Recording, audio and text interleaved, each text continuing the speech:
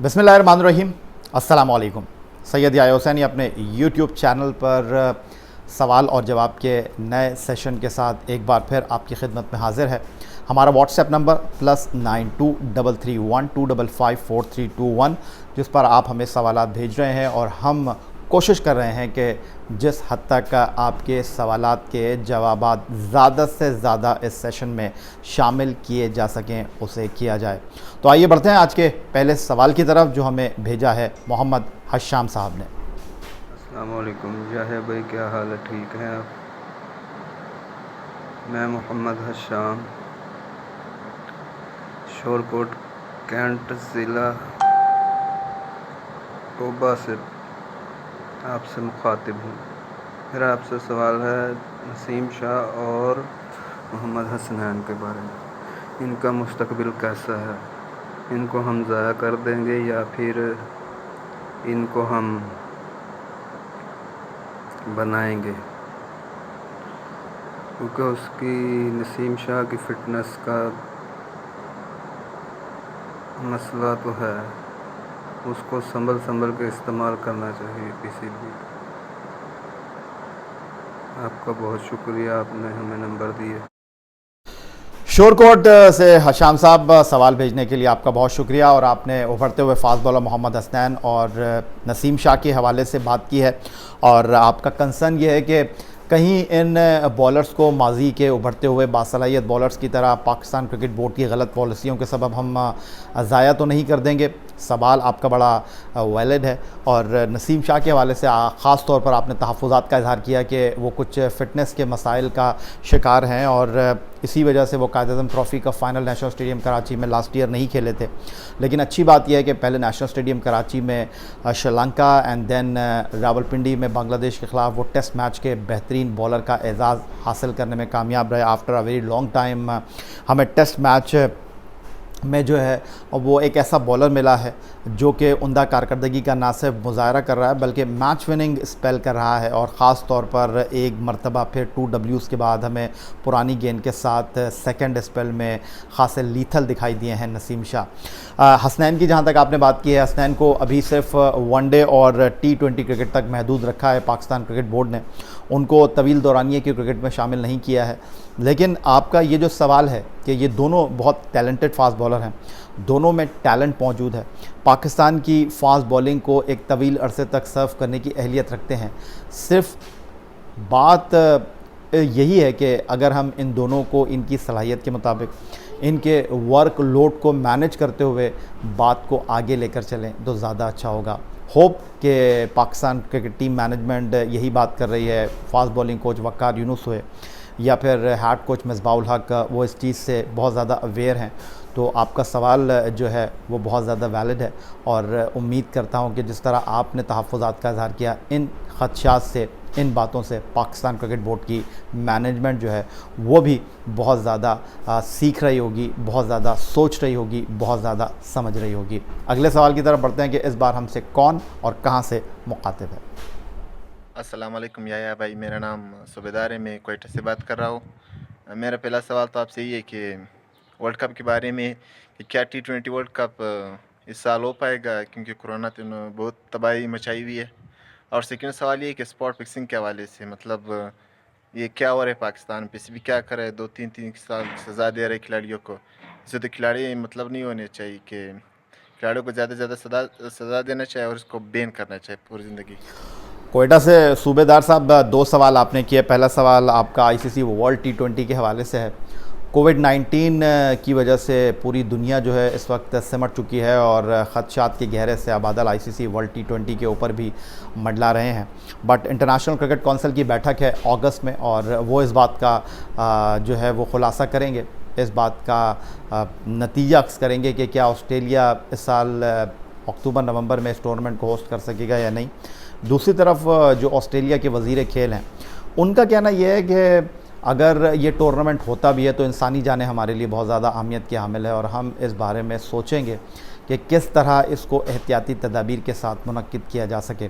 अभी तक सिर्फ क़यास आराइयाँ ही हो रही हैं, लेकिन होप फॉर द बेस्ट। जहाँ तक आपके दूसरे सवाल का ताल्लुक़ है वो मैं समझ नहीं पाया, आप बात क्या करना चाह रहे हैं कि जो इस खेल के साथ खिलाड़ी खिलवाड़ कर रहे हैं उनको सख्त सज़ाएं देनी चाहिए। मैं आपकी बात अंडरस्टैंड नहीं कर सका, लेकिन मैं अगर आपके सवाल को जिस हद तक समझ सका हूँ, आपका कहना यह है कि जो खिलाड़ी इस घिनौने फेल का हिस्सा बनते हैं उनको सख्त तरीन सज़ाएँ दी जानी चाहिए और उनको दोबारा मौका नहीं देना चाहिए। देखें, ये बात तो मैं पहले दिन से करता आ रहा हूँ कि जो इस खेल के साथ खिलवाड़ करे उसको पाकिस्तान की प्राइड के साथ एक बार फिर एसोसिएट होने का मौका नहीं मिलना चाहिए। लेकिन आमिर 5 साल की पाबंदी के बाद वापस आ गए, शर्जील 2.5 साल के बाद वापस आ गए, तो आप एग्जाम्पल कैसे सेट करेंगे? अब उमर अकमल को फेलियर टू रिपोर्ट के ऊपर आपने 3 साल के लिए गाड़ दिया, अगर जो उनके पास एक ऑप्शन मौजूद है, 14 दिन का उनके पास टाइम है कि वो अपील में गए हैं, हो सकता है उनको कोई रिलैक्सेशन मिल जाए, बट ये तो आने वाला वक्त ही इस बात का खुलासा करेगा।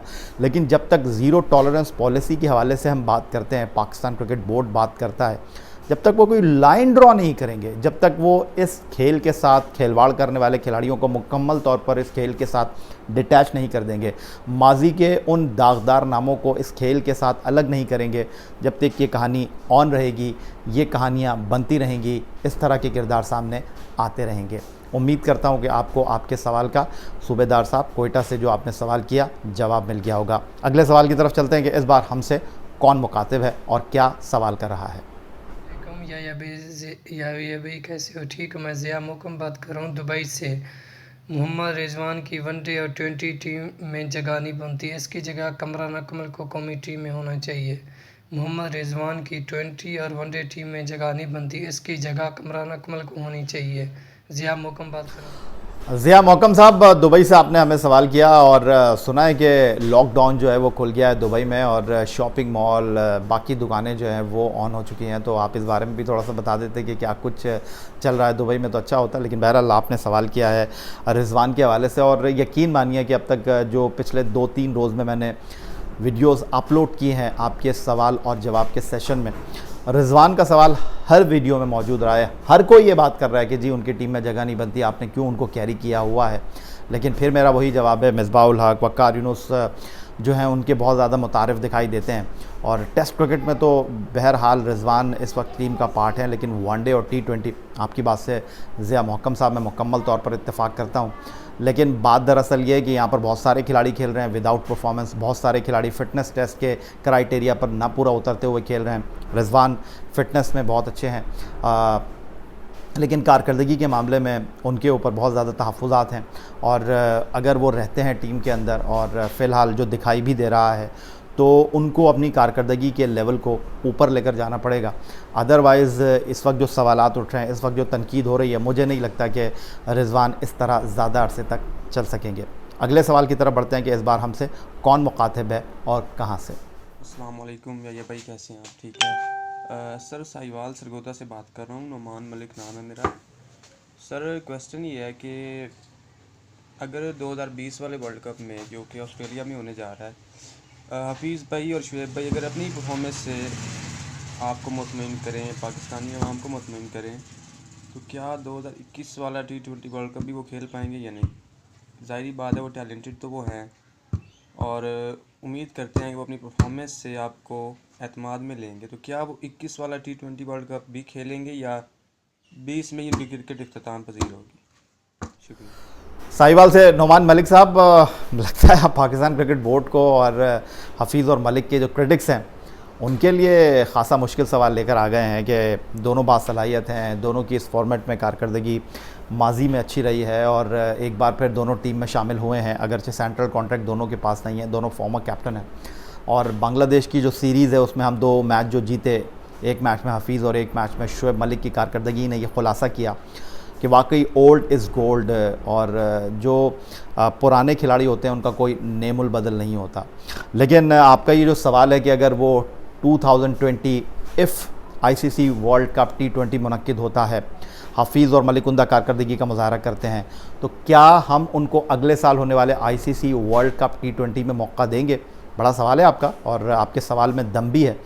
लेकिन अगर मैं आपसे ये कहूँ कि हफीज़ जो हैं, जिन्होंने टेस्ट क्रिकेट से रिटायरमेंट का ऐलान कर दिया है और उनका कहना यह है कि ICC वर्ल्ड कप T20 2020 के बाद वो इस फॉर्मेट को भी टाटा बाय बाय कह देंगे। शुएब मलिक जो कि टेस्ट और वनडे छोड़ चुके हैं, उनकी तरफ से इस तरह की बातें ज़रूर आ रही हैं, लेकिन हफीज़ की तरह उन्होंने वाज़े तौर पर ऐलान किया नहीं है। लेकिन अब देखना यह है कि अगर वो उनका कारकर्दगी का मुजाहरा करते हैं, टीम को आगे ले जाने में कामयाब रहते हैं, तो क्या हम उनको मुस्तकबिल में कंसिडर करते हैं या नहीं करते, ये एक बड़ा सवाल है। और आपका जो पॉइंट है वो ख़ासा वैलिड है। अगले सवाल की तरफ बढ़ते हैं कि हमारे साथ कौन मौजूद है। वालेकुम, सैयद याहया हुसैनी, क्या हाल चाल है? आप ठीक ठाक हैं? आपका प्रोग्राम देखता हूँ, बहुत अच्छा है। उस हवाले से मैं भी कुछ बात करना चाहता हूँ। मेरा नाम सैयद काज़म अली है और मैं रेनाला खुर्द डिस्ट्रिक्ट कोकाड़ा से ताल्लुक़ रखता हूँ और मैं अभी शारजा में मुकीम हूँ अपने काम के सिलसिला में, और मैं आपका प्रोग्राम देखता हूँ यूट्यूब वाला। तो मुझे आपके बहुत सी चीज़ें जो है मैं उसको पसंद करता हूँ, और सबसे बेहतर क्या है कि बोर्ड तक आपकी जो बातें जाती हैं उनमें से कुछ उन पे शायद कुछ थोड़ा बहुत असर होता होगा, लेकिन मुझे इस बारे में तो नहीं पता, क्योंकि बहुत प्रोग्राम होते हैं, बहुत कुछ होता है, लेकिन पीसीबी पर उसका कोई असर नहीं होता। मैं तो आपसे बात इस हवाले से करना चाहता था कि मैं भी क्रिकेट खेलता रहा हूँ और मैं फॉलो भी करता हूँ और बहुत बारीकी से देखता हूँ क्रिकेट को। तो मेरे साथ भी अच्छे प्लेयर खेलते रहे हैं। हमारे रेनाला की तरफ से अब्दुल रऊफ़, जिस दौर में मैं खेलता था अब्दुल रऊफ़ भी खेलते थे, और हमारे डिस्ट्रिक्ट कोकाड़ा की तरफ से जुल्फ़कार बाबर भी खेलते थे। तो खैर ये तो पुरानी बात है। तो उनके साथ भी जो कुछ हुआ आपने देखा, अब्दुल रऊफ़ को भी जल्दी निकाल दिया गया। खैर ये तो पीसीबी की एक अपनी एक कहानी है जो लंबी हो जाएगी, मगर मैं आपसे ये रिक्वेस्ट करता हूँ कि आपके प्रोग्राम के हवाले से मैंने जो देखा है कि हमारे गुज़श्ता जो प्लेयर्स थे, जो एक नाम कमा रहे थे और बहुत टॉप पे जा रहे थे, उनको सडनली इनके ऊपर स्पॉट फिक्सिंग का इल्ज़ाम लग जाता है और वो बाहर हो जाते हैं। क्या क्रिकेट बोर्ड आंखें बंद करके बैठा रहता है? उनको पता नहीं चलता हमारे प्लेयर क्या करते हैं क्या नहीं करते। जैसे मोहम्मद आसिफ, आमिर, और एक पीक का दौर था सलमान बट पे जब वो स्पॉट फिक्सिंग में फंस गया। तो खैर ये तो पुरानी बातें हैं। अभी उमर अकमल हो गया, पीछे ये हमारा शर्जील खान थे, और मतलब बहुत सारी ऐसी बातें हैं जो क्रिकेट बोर्ड को ज़ेबा नहीं देती, जिसमें जुल्करन हैदर छोड़ के भाग गया। कैसे हो सकता है ये? एक प्लेयर जो है वो आपको अबू धाबी में ज्वाइन किया हुआ है, खेल रहा है मैच, और सडनली वो गायब हो जाता है। मैनेजमेंट सोई रहती है, क्या करते हैं। खैर छोड़ें। आइंदा आने वाले वक्त में मैं देख रहा हूँ कि जो हमारे बाबर आजम हैं और प्लेयर्स हैं, जो अभी शाहीन शाह अफरीदी भी अच्छा खेल रहे हैं और बहुत अच्छे प्लेयर्स आ रहे हैं, तो काइंडली आप कुछ ऐसा करें कि ये स्पॉट फिक्सिंग से हमारा मुल्क, हमारी क्रिकेट दूर रहे, और ऐसा इंतज़ाम होना चाहिए कि दोबारा ये ना हो, प्लीज़। बहुत शुक्रिया काज़म साहब ओकाड़ा से सवाल भेजने के लिए। और आपने सवाल के साथ साथ बहुत सारे अपने जो माजी के मामलात थे खेल के हवाले से उनको हमारे साथ शेयर किया, इसके लिए आपका बहुत शुक्रिया। शारजा में आप मुकीम हैं अपने कारोबार के सिलसिले में, तो आपके लिए हमारी नेक ख्वाहिशात। ये भी आप एक बड़ा अच्छा काम कर रहे हैं रोज़गार के लिए, अपनी फैमिली को लुक आफ्टर करने के लिए वहाँ पर आप मौजूद हैं। अब्दुल रऊफ़ साहब की आपने बात की ही, जस्ट 41, 2008 में करियर शुरू किया, 2008 में करियर ख़त्म हो गया। पाकिस्तान के लिए 3 टेस्ट 4 वनडे इंटरनेशनल वो खेले। बासलाहियत फास्ट बॉलर थे और उनको जिस तरह खेलने का मौका नहीं मिल सका। अब वो बोलते बहुत अच्छा हैं और खुल कर बात करते हैं, उसूलों की बात करते हैं, लेकिन कहाँ पाकिस्तान क्रिकेट में ऐसे लोगों को जगह मिलती है। कट शॉट जो आपने स्पॉट फिक्सिंग, मैच फिक्सिंग के हवाले से बात की, जिसकी दीमक ने हमारे बहुत सारे खिलाड़ियों को जो है वो निगल लिया। आसिफ की आपने बात की, कुछ दिन पहले आसिफ ने जो है एक बयान दिया कि उनको उस तरह लुक आफ्टर नहीं किया गया जिस तरह पाकिस्तान क्रिकेट बोर्ड ने प्यार मोहब्बत मोहम्मद आमिर को दिया। फिर आपने जिस तरह सलमान बट की बात की, जुल्करनैन की बात की, और आखिर में आपने बात की हमारे नौजवान उभरते हुए खिलाड़ियों की, बाबर आजम की, शाहीन शाह अफरीदी की, जो पाकिस्तान क्रिकेट का एसेट हैं। आपका कहना यह है कि कोई ऐसा मंसूबा होना चाहिए, कोई ऐसी डायरेक्शन होनी चाहिए, कोई ऐसा तरीक़ाकार होना चाहिए कि हमारे खिलाड़ी आगे चलकर इन शिकारियों के जाल में ना फंस सकें। Anti corruption unit international cricket council की सतह पर मौजूद है, पाकिस्तान क्रिकेट बोर्ड की सतह पर मौजूद है, और 2020 पाकिस्तान सुपर लीग से पहले जो कार्रवाई, इसके नतीजे में उमर अकमल को 3 साल की सज़ा हुई है। काम हो रहा है और इस हवाले से जो है वो SOPs भी बने हुए हैं, लेकिन मैं समझता हूँ कि इसके लिए ख़ुद खिलाड़ियों को जो है बहुत ज़्यादा संजीदा होने की ज़रूरत है, क्योंकि ये जो मैच फिक्सर होते हैं ये आपके बहुत करीबी लोगों के साथ कनेक्ट होकर आप तक पहुंचते हैं। ये कोई अननोन बंदा कभी नहीं होता। हम अगर माजी के बहुत सारे वाक़यात को उठाकर देख लें, 2010 का वाक़या देख लें, मज़हर मजीद वाला, तो वो बाकायदा खिलाड़ियों के दोस्त की हैसियत से उनके साथ थे और फिर ये खुलासा हुआ कि सलमान, आमिर, आसिफ जो है वो इस घिनौने फ़ेल का इर्तिकाब कर बैठे हैं। तो अच्छे दोस्तों की सोबत ही आपको आगे लेकर जाएगी, बुरे दोस्तों की सोबत जो है वो आपको मुश्किल सूरत हाल से दो चार कर सकती है। गेम ऑफ जेंटलमैन क्रिकेट के खेल को कहा जाता है, तो आपको जेंटलमैन बनकर रहना होगा। सिर्फ वाइट कपड़े पहनकर टेस्ट क्रिकेट नहीं खेलना है, बल्कि आपको अपने दिल को भी वाइट रखना होगा, आपको अपने दिल को भी साफ़ रखना होगा। और जहां आपको कोई ऐसा वैसा बंदा नज़र आया, आपने फ़ौरन रिपोर्ट करना है। इसी में आपकी बचत है, इसी में आपका करियर जो है वो लिंगर ऑन हो सकता है। माजी में आपके सामने मिसालें मौजूद हैं।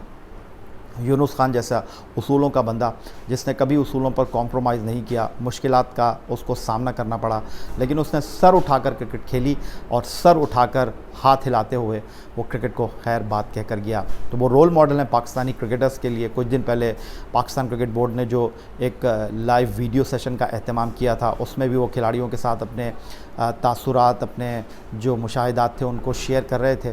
तो ऐसी मिसालें खिलाड़ियों के सामने मौजूद हैं, तो उनको जो है वो किसी लालच से हटकर जो है अपने करियर पर कॉम्प्रोमाइज़ नहीं करना चाहिए। एक छोटी सी गलती आपको बहुत पीछे ले जाएगी, बिल्कुल उस लीडो की तरह, जहाँ पर वो आप खेलते हैं ना सांप सीढ़ी का खेल। आप बहुत नंबर लेकर ऊपर जाते हैं और बिल्कुल टच करने वाले होते हैं अपनी मंजिल को, कि वहाँ पर सीढ़ी सांप के मामले में आप बिल्कुल ज़ीरो आ जाते हैं। तो आपको यहाँ बड़ा फूंक कर कदम रखने की ज़रूरत है। इस फील्ड में बड़ी लाइट्स हैं, इस फील्ड में बड़ा ग्लैमर है, लेकिन इस फील्ड की तल्ख हकीकतें मैच फिक्सिंग और स्पॉट फिक्सिंग की शक्ल में किसी से ढकी छुपी नहीं हैं। तो ये काज़म साहब आपके सवाल का मुख्तसर जवाब था। आइंदा भी उम्मीद करेंगे कि आप हमें सवाल भेजेंगे। अगले सवाल की तरफ बढ़ते हैं कि हमारे साथ कौन मौजूद है। अस्सलाम वालेकुम याया भाई, मैं कोटदू से मोहम्मद मेहदी बात कर रहा हूँ। मेरा आपसे ये सवाल है कि आया वर्ल्ड कप में जो T20 अभी होना है उसमें फ़खर ज़मान के इम्कान हैं कि नहीं? अगर नहीं तो क्यों? शुक्रिया। बहुत ही मुख्तसर सवाल, और अगर आप इस तरह के सवाल भेजेंगे तो ज़्यादा से ज़्यादा इस सवाल और जवाब के सेशन में हम आपके सवालात को एंटरटेन कर सकेंगे। मोहम्मद मेहदी साहब, कोट अद्दू से आपने ये सवाल भेजा और आपने कहा कि अगर ICC वर्ल्ड कप T20 इस साल के आखिर में ऑस्ट्रेलिया में मुनक्किद होता है तो क्या फ़खर ज़मान वहाँ खेलते हुए दिखाई देंगे? अगर नहीं तो उसकी भी वजह बता दें। तो मेहदी साहब, लगता है कि फ़खर ज़मान जो है आपके फेवरेट प्लेयर हैं, फ़ख्र पाकिस्तान बने वो। 2017 ICC चैम्पियंस ट्रॉफ़ी 18 जून को जब उन्होंने भारत के ख़िलाफ़ शानदार सेंचुरी स्कोर की, वनडे क्रिकेट में फास्टेस्ट 1000 रन उन्होंने किए, लेकिन फिर फ़खर ज़मान का जो करियर है वो कुछ हिलता हुआ हमें दिखाई दिया। उनकी कारकर्दगी में तसलसल नहीं रहा और अब वो टीम का पार्ट भी नहीं है। और आई डोंट नो कि नया सेंट्रल कॉन्ट्रैक्ट उनको मिलता भी है या नहीं मिलता। लेकिन जहाँ तक आपने बात की कि जनाब क्या वो खेल सकते हैं या नहीं खेल सकते, अभी तो कुछ कहना कबल वक्त है। अभी तो ये भी नहीं कह सकते कि ICC world cup T20 Australia में होगा या नहीं होगा। लेकिन अगर हम अपनी तैयारियों के हवाले से बात करें तो कंटेंशन में तो ज़रूर है। और उसकी बुनियादी वजह, जब वो कलंदर के लिए पाकिस्तान सुपर लीग के आखिरी मैच में मुल्तान सुल्तान के ख़िलाफ़ अपने बल्ले से आग बरसा रहे थे, छक्के चौके लगा रहे थे, तो लगा कि फ़खर टच में आए हैं। अनलकी रहे कि सेमीफ़ाइनल और फाइनल नहीं हो सका, वरना फ़खर जो है और अच्छा खेल पेश करते और डेफिनेटली वो जो है सेलेक्टर्स को अपनी जानिब मुतवज्जे करते। अब कोई क्रिकेट भी नहीं हो रही तो फ़खर जो हैं वो एक अच्छे प्लेयर हैं, बासलाहियत खिलाड़ी हैं, उनका मुस्तकबिल ताबनाक है और अब उनके लिए फ़ील्ड ओपन है। लेकिन ये कहना कि वो क्या फ़ौरन टीम में आ जाएंगे, ये थोड़ा सा मुश्किल होगा। तो यही था जनाब आज का हमारा सवाल और जवाब का ये सेशन। उम्मीद करते हैं कि आपको पसंद आया होगा। उन तमाम लोगों को मुबारकबाद, उन तमाम लोगों का बहुत शुक्रिया जिन्होंने हमें सवालात भेजे और आज उनको उनके सवालात के जवाबात मिल गए। वो तमाम लोग जो नाराज़ हैं कि जनाब आज भी इस सेशन में उनके सवालात को एंटरटेन नहीं किया गया, तो आपसे यही गुजारिश करूँगा कि हमारी पूरी कोशिश होती है कि रोज़ाना सवाल और जवाब के सेशन में जिस हद तक मुमकिन हो आपके सवालात को शामिल किया जाए और मैं उनका जवाब दूं। तो उम्मीद करते हैं कि अगर आज का इस सेशन में आपका सवाल शामिल नहीं हुआ है तो कल इंशाल्लाह उसको ज़रूर हम शामिल करेंगे। आपके इसी फीडबैक का हमें इंतज़ार रहेगा। बहुत शुक्रिया आपकी पसंदीदगी का। मेरे YouTube चैनल के हवाले से जो सवाल और जवाब का ये सिलसिला है उसको न सिर्फ आप पसंद कर रहे हैं बल्कि उसको सराह भी रहे हैं। तो जाते जाते यही गुजारिश कि चैनल को सब्सक्राइब करना मत भूलिएगा। सैयद याह्या हुसैनी को अपने YouTube चैनल से इजाज़त दीजिए, लेकिन जाने से पहले अपना व्हाट्सएप नंबर मैं आपको दोहराता चलूँ, जो है +92 331 255 4321। इस पर आपने अपने सवाल भेजने हैं, अपना नाम बताना है, जिस जगह से आप सवाल भेज रहे हैं वो सवाल। सैयद याह्या हुसैनी को इजाज़त दीजिए। अगली वीडियो तक के लिए अल्लाह ने के बाद।